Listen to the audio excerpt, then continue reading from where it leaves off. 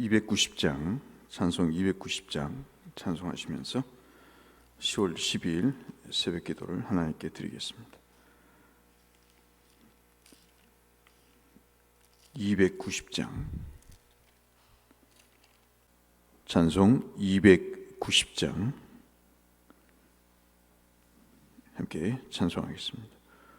우리는 주님을 늘 배반하나 내 주 예수 여전히 날 부르사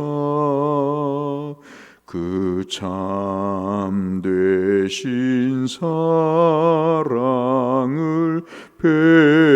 베푸시나니 내 형제여 주님을 곧 따르라.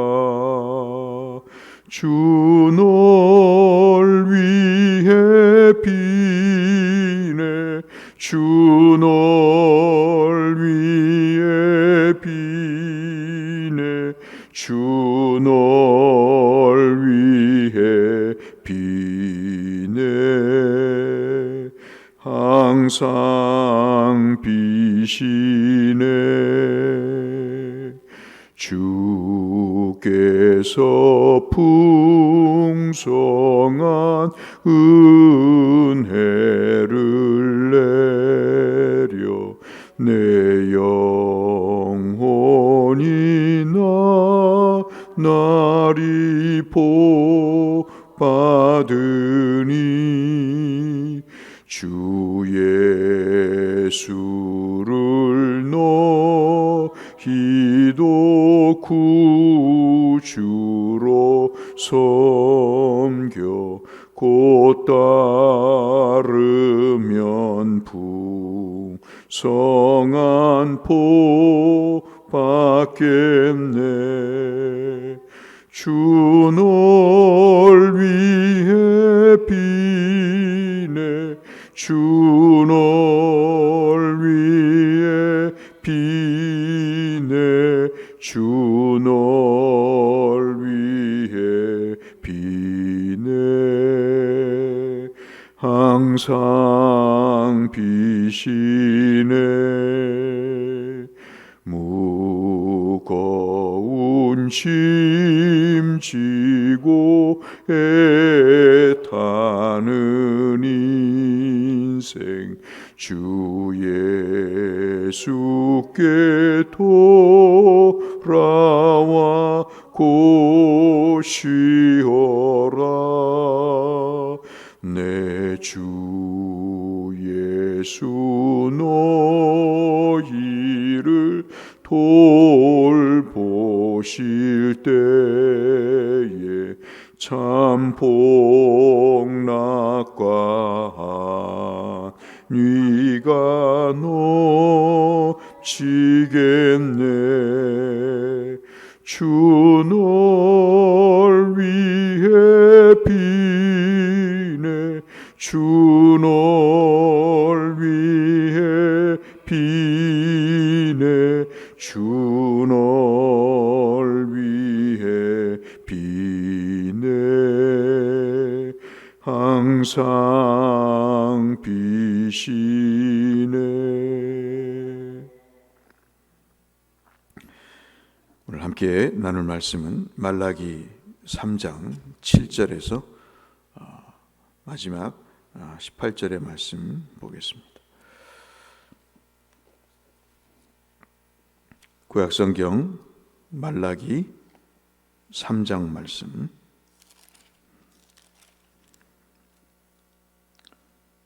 그 중에서 7절 말씀부터 18절 말씀까지 오늘 성경 통독 범위는 말라기 1장부터 4장 전체가 되겠습니다.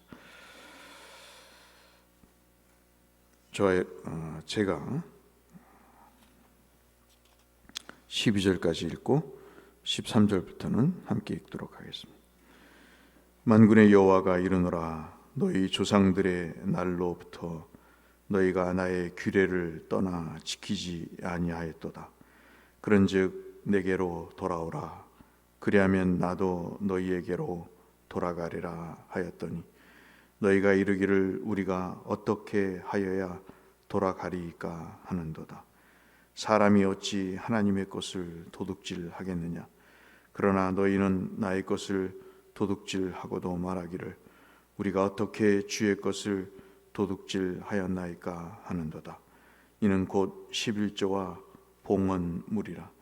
너희 곧 온 나라가 나의 것을 도둑질하였으므로 너희가 저주를 받았느니라. 만군의 여호와가 이르노라.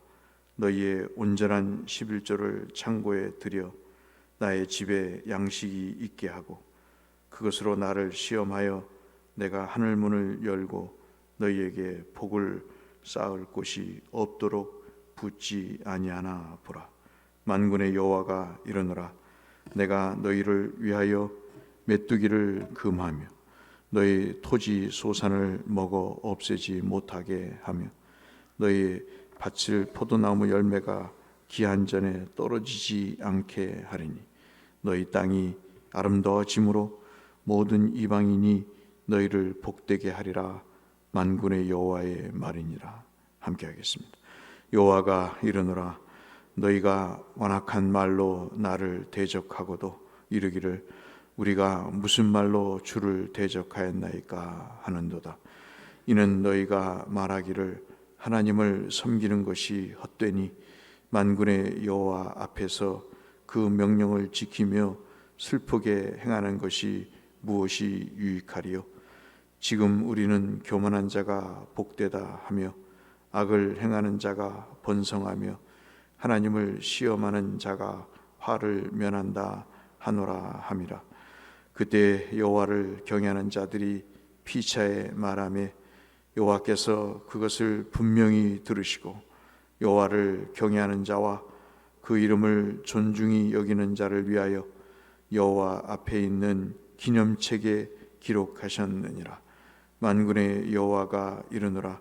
나는 내가 정한 날에 그들을 나의 특별한 소유로 삼을 것이요 또 사람이 자기를 섬기는 아들을 아낌같이 내가 그들을 아끼리니 그때 너희가 돌아와서 의인과 악인을 분별하고 하나님을 섬기는 자와 섬기지 아니하는 자를 분별하리라.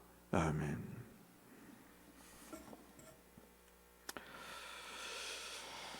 살다 보면 마음의 중심에 뭐가 있는가에 따라서 사람이 웃기도 하고 울기도 합니다. 늘 말씀을 드리지만 껍데기와 알맹이가 나이가 들수록 구분이 됩니다. 그래서 어떤 마음인지 어떤 것을 마음 중심에 두고 있는지에 따라서 사람이 실망하기도 하고 또는 참으로 기쁘기도 한 그런 일들을 우리는 많이 겪습니다. 말라기는 여러분 잘 아시다시피 이 이후에 400년 동안 이제 하나님의 말씀이 중단되고 사라집니다. 더 이상 하나님의 말씀이 이제 있지를 않죠. 아마도 하나님의 말씀을 전할 마음이 이제 없으신 것 같습니다. 더 이상 선자를 보내서 말할 기운도 또 의향도 없으시고 하나님의 말씀이 사라진 상황 속에서 시대가 어떻게 변하는가 그것을 한번 보라고 말씀을 하시죠. 왜 그러셨을까? 15절 말씀을 보시면 사람이 이때 하나님 앞에서 이런 말을 합니다. 14절에는 그 말이 어떤 것인가를 이야기하죠. 하나님을 섬기는 것이 헛되고 만군의 여호와 앞에서 그 명령을 지키며 슬프게 행하는 것이 아주 어렵게 행하는 것이 고난을 받으면서 행하는 것이 내 삶에 무슨 유익이 있겠는가 대놓고 이야기를 하면서 15절에 그 말라기 선지자의 유명한 말을 합니다. 우리는 교만한 자가 오히려 복된 것 같다. 인생을 살아보니까 목이 곧은 사람이 오히려 잘 되더라. 똑똑해 보이고 자기 밥그릇을 찾는 것 같으니 겸손한 것은 바보짓이요 교만한 자는 오히려 더 복된 것 같다. 악을 행하는 자가 번성하는 것 같다. 선을 행하면 자기의 밥그릇도 찾지 못하고 병신같이 늘 당하고 사는데, 사람이 악을 행할 때 오히려 더 번성하는 것을 본다. 하나님을 사랑하는 자가 화를 면한다. 하나님을 시험하는 자가 화를 면한다 하는 이야기를 공공연히 하면서, 이 말을 이 회자되는 이스라엘 사회에서 이 말라기 선지자가 이 말씀을 끝으로 하나님의 말씀이 400년간 중단이 되게 됩니다. 여러분 잘 아시다시피 1절부터 6절 읽지 않았던 그 말씀 속에는 하나님의 두 사자를 보내시겠다고 하는 내용을 말씀하시죠. 하나는 내 사자와 언약의 사자입니다. 내 사자라는 이 특별히 1절의 말씀은 세례 요한을 얘기해서 그 언약의 사자가 올 것을 준비하는 그런 말씀을 하고 계시고, 언약의 사자는 우리가 잘 아시는 대로 바로 이 예수 그리스도를 말씀을 하시죠. 그 구체적인 목적과 이유가 뭔가 하니까 첨예하게 대립된 하나님과 이스라엘의 사이 그 일 때문에 그렇습니다. 7절 우리가 읽은 말씀 마지막 부분에 보면 하나님께서 말씀하시기를 돌아오라라고 이야기를 합니다. 그 마음의 중심을 갖고 있는 중심을, 즉 하나님이 아닌 것을 빼버리고 하나님을 담고 돌아오라, 그렇게 이야기를 합니다. 그때 이스라엘 백성들이 7절 마지막 부분에 우리나라 말로는 해석이 좀 잘못 표현되어 있는데, 우리가 어떻게 하여야 돌아가리까, 그렇게 이야기하는 것은 거의 실문에 가까운 내용이죠. 어떻게 하면 우리가 돌아갈 수 있겠습니까? 그 방법을 알려주세요라고 이야기하는 게 아니고, 우리가 무엇을 잘못했는데 하나님께로 돌아가야 됩니까? 라는 그런 반문을 하고 있는 것입니다. 그러자 8절 말씀에 사람이 어찌 하나님의 것을 도둑질하느냐, 그러면서 그 유명한 11조 이야기를 하고 봉헌물 이야기를 합니다. 이때 당시에는 잘 아시다시피 이 선지자들의 말씀이 그릇되게 전달됐고, 제사장들은 사실 하나님 앞에 어떤 지분을 갖고 있지 못해서 제사를 드리면서 봉헌물로 살아갑니다. 그런데 사람들이 제사를 드리지 않습니다. 즉 다시 말씀드리면 이 제사 제도가 완전히 무너져서 제사장들은 뿔뿔이 흩어지게 되죠. 이제 그런 상황 속에서 주께서 너희들의 중심에 정말 하나님이 계시다면 너희들이 하나님 앞에 드릴 수 있는 신앙의 표현을 해봐라. 즉 중단되었던 11조, 아브라함이 그돌라오멜의 연합군과 싸워서 이겼던, 그래서 내 능력이 아닌 하나님의 능력으로 인생을 삽니다, 하나님이 내 인생의 주인입니다라고 하는 그 표시로 드렸던 11조, 야곱이 바단 아람으로 향하기 전에 베델에서 하나님을 만나고, 하나님이 내게 이곳으로 다시 돌아오게 하시면 내게 주신 것의 10분의 1을 하나님 앞에 드리겠다고 하는, 역시 내 인생의 주인이신 하나님에 대한 내가 신앙적 고백을 하겠다고 했던, 그것에 기인했던 모든 신앙의 대표적인 고백인 11조를 너희들이 정직하게 드려봐라.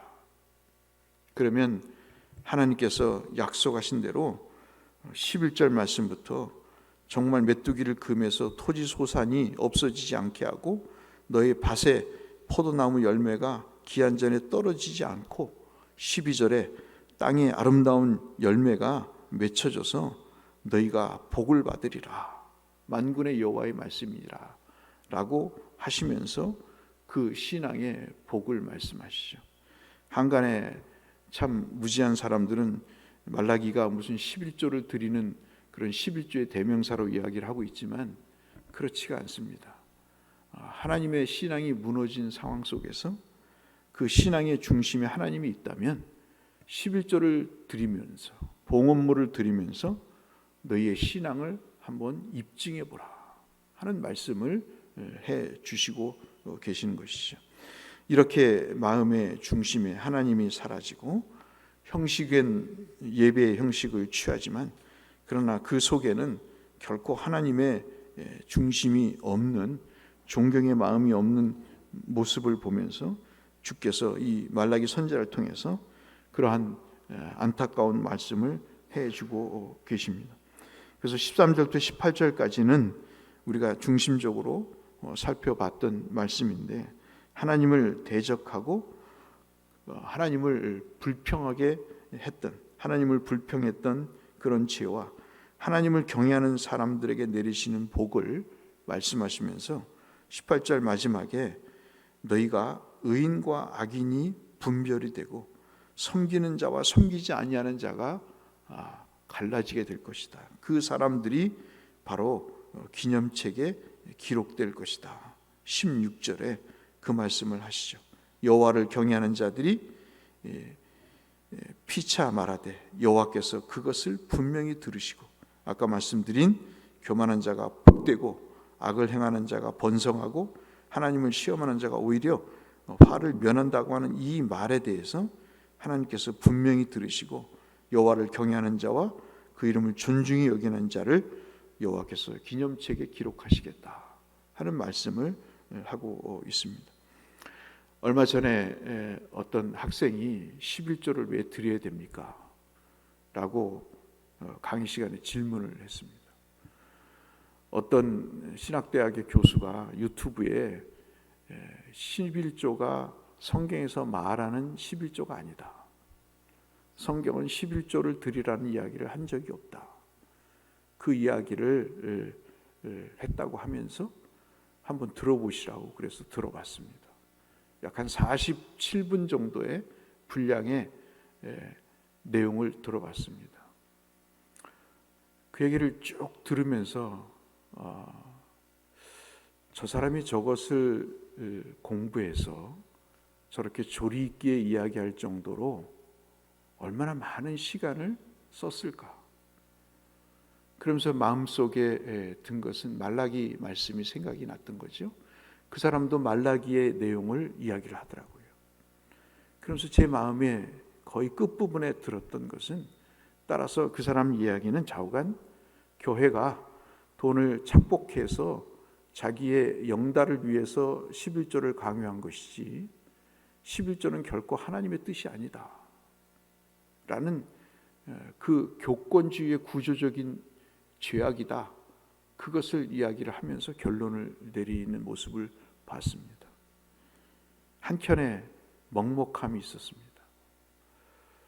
왜 11조의 제도의 폐단을 그가 지적하면서 교회 그러면서 11조를 통해서 하나님이 주신 메시지 즉 다시 말씀드려서 네 마음의 중심에 하나님이 있는가 없는가 라고 하는 말씀의 핵심은 왜 전하지 않을까? 제도의 모순은 이야기하면서 말라기 선지자의 말씀에 그 신앙의 표현으로 정말 그 중심에 하나님을 존중하는 마음이 있다면 그 말씀대로 그 신앙대로 너희가 하나님 앞에 온전한 11조를 드려봐라. 그 마음의 중심은 왜 그 신학대학 교수가 이야기하지 않을까? 저 사람에게서 배운 아이들이 목회 현장에 나가서 어떤 말로 설교를 하며 어떤 말로 하나님 앞에 섬김과 충성을 다하라고 할까? 어떤 형식으로 11조를 이야기하고 십자가를 이야기를 할까? 그런 먹먹함이 있었습니다. 11조라고 하는 하나님의 거룩한 축복의 어떤 방편을 사람들이 오용할 수는 있겠죠. 그런데 그 속에 담긴 하나님의 그 뜻을 왜 우리는 모르고 살까? 그리고 말라기서가 무슨 11조에 관한 이야기일까? 마음의 중심에 없는 하나님, 그 하나님을 다시 마음의 중심에 모시고 모든 무너졌던 예배도 그리고 신앙의 체계도 돌이켜서 억지로가 아닌, 그리고 거부가 아닌 자발적으로 하나님 앞에 믿음의 길을 가면 하나님이 그 생명책의 기념책에 그를 기록하신다고 하는데 왜 악인의 길을 걸어가면서 하나님의 그 신앙의 중심에 그분을 모시지 못하고 살까? 그 말씀을 마지막으로 하나님이 하시면서 400년 동안 말씀을 닫으신 그 마음을 왜 헤아리지 못할까? 그런 말씀을 생각나게 했던 것이죠. 오늘 본문의 말씀, 특별히 13절부터 18절까지의 말씀은 그 말씀입니다. 우리의 마음의 중심에 누가 계시는가, 누가 있는가 하는 것을 주님은 우리에게 말씀해 주고 계십니다. 그럼에도 불구하고 주님은 아까 말씀드린 대로 언약의 사자를 보내셔서 그 돌아갔던 마음을 다시 돌이키시는, 우리의 얼굴이 어떤 질병에서 돌아갔다가 다시 치료받아서 회복이 되듯이 우리의 삐뚤어졌던 심령도 언약의 사자 예수 그리스도를 통해서 다시 회복될 것임을 하나님, 참 속없는 하나님이 그렇게 약속하시고 그들을 포기하지 않고 끝까지 붙드시는 그런 말씀을 말라기 선지자를 통해서 우리에게 주고 계십니다. 사랑하는 성도 여러분, 한번 유튜브를 들어보세요. 그 신학대학 교수가 무엇을 말하는지 한번 들어보십시오. 아주 똑똑합니다. 아주 명확하게 이야기를 합니다. 그러나 그 속에 뭐가 빠졌는지를 한번 살펴보시기 바랍니다. 이 지금의 문제는 11조의 문제가 아닌 것 같아요. 이 말라기 선지자를 통해서 우리에게 주시는 말씀의 핵심은 정말 마음의 중심에 하나님이 계신가, 정말 우리 마음속에 하나님이 계신가 하는 것들을 우리에게 말씀해 주면서, 어제도 노예를 끝나고 어떤 분과 말씀을 나누면서 그런 생각을 많이 해봤어요. 참 많은 생각이 들었습니다. 그 인생을 살면서 돈이 뭔가 하는 생각을 어제 저녁에도 늦도록 생각을 해봤습니다. 정말 우리의 인생이 살면서 하나님이 주신 것이 돈인데 그 돈이 인생에 뭔가 하는 생각을 가져봐요. 굶지 않고 살면 되지 않을까? 자식을 키우면서 우리의 활동을 하면서 하나님의 일을 하면서 주신 그 내용으로 족하게 살 수 없을까 하는 것들을 우리가 생각을 해보게 됐습니다. 오늘 하루를 사시면서 하나님을 마음의 중심에 모셨으면 좋겠습니다. 여러분의 마음에 정말 하나님이 중심에 계셔서 이러한 악한 말을 하면서 하나님과 대적하고 하나님과 대립해서 정말 그러면서도 믿음의 삶을 산다고 하는 그런 어처구니 없는 삶이 아니라 하나님께서 의인이라고, 하나님께서 정말 너는 나를 섬기는 자라고 그렇게 하나님께서 칭찬하시고 오늘 주신 말씀처럼 기념책에 다 기록되시는 저와 여러분이 되시기를 주의 이름으로 축복합니다. 거룩하신 아버지 하나님, 이 이후로 하나님은 입을 닫으셨습니다.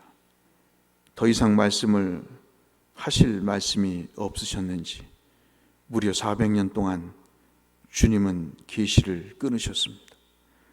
거룩하신 아버지 하나님, 말씀을 들을 수 있는 마음의 그릇과 영적 귀를 허락해 주옵시고 성령께서 우리의 마음을 주장하셔서 우리의 마음의 중심에 하나님이 계셔서 그분을 존중하고 그분을 경외하며 사랑하는 우리 모두가 되어서 이 생에서도 내세에서도 복을 받는 귀한 역사가 있도록 축복하여 주옵소서. 예수님 이름으로 기도 올리옵나이다. 아멘. 하늘에 계신 우리 아버지, 아버지의 이름을 거룩하게 하시며 아버지의 나라가 하늘에서와 같이 땅에서도 이루어지게 하소서. 오늘 우리의 일용할 양식을 주시고 우리가 우리에게 잘못한 사람 용서하여 준 것 같이 우리 죄를 용서하여 주시고 우리를 시험에 빠지지 않게 하시고 악에서 구하소서. 나라와 권능과 영광이 영원히 아버지의 것입니다. 아멘. 함께 주님 앞에 부르시고 기도하시며 나가시겠습니다. 감사하신 아버지 하나님, 오늘도 생명을 주시니 감사합니다. 은혜 가운데 살게 하시니 아버지 감사합니다. 말라기에 선지자의 마음이 느껴지는 하나님의 참으로 인내하심과 포기하지 아니하시는 하나님의 선하신 마음, 긍휼과 자비의 마음이 듬뿍 느껴지는 하나님의 말씀을 묵상했습니다. 우리의 남은 여생 우리의 마음 중심에 하나님이 계시게 하옵시고 하나님을 진정으로 하나님 존경하고 사랑하며 경외하는 우리의 삶이 이어질 수 있도록 아버지 도와 주옵소서. 하나님께서 우리를 복되게 하신 그 자리에 하나님 아버지 우리가 서게 하여 주시고 날마다 시험과 유혹 속에서 하나님 앞에 우리의 믿음의 발걸음을 옮겨가게 하여 주시고 우리가 하나님 앞에 섰을 때 주시고자 하시는 귀한 분복들이 우리의 삶에 구체적으로 또 우리 이웃들에게 열매 맺게 하여 주시기를 하나님 간절히 빌고 소원하오니 주여 이루어 주시고 역사하여 주시옵소서.